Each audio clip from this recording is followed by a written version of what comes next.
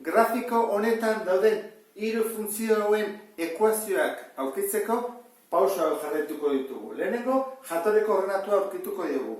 Gero malda, eta horrekin ekuazioa osaturik izango dugu. Hasiko gara adibidez, funtzioarekin. A funtzioa. Jatorriko ordenatuak zer esan nahi du?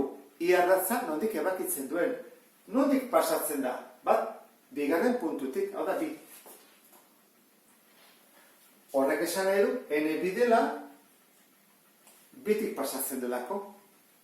Eta malda, ikusten ez du bezala, ez du maldarik, konstantea da, horren, zero da malda.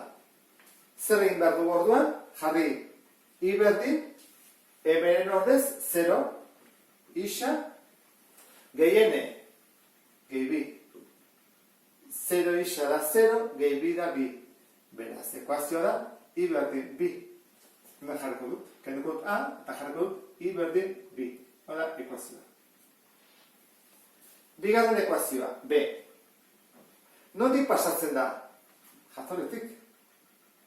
Horrek esan nahi du, n zero dela, falta zaigu malda. Maldarentzat, aurkitu behar dugu, gure dugu puntu bat. Adibidez hau, hemen jarri hau dudana.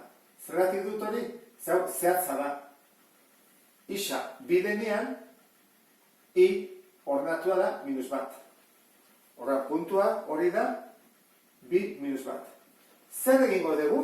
Egingo duguna da ordezkatu hemen. Aurkitzeko malda. I minus bat. Isa bi.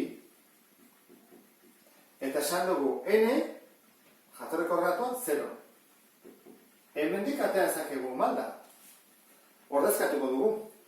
Iaren ordez, minus bat. Berdin. M ezakigu.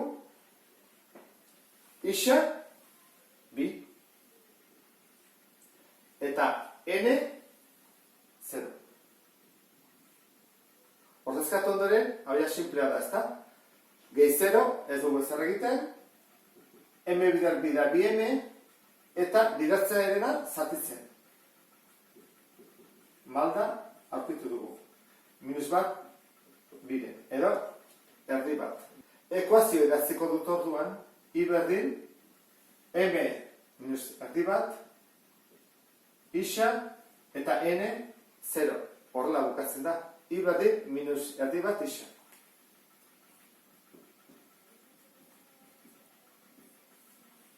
Jarri daiteke nahi bada, baita ere horrela, I berdin, minus isa, zati bi.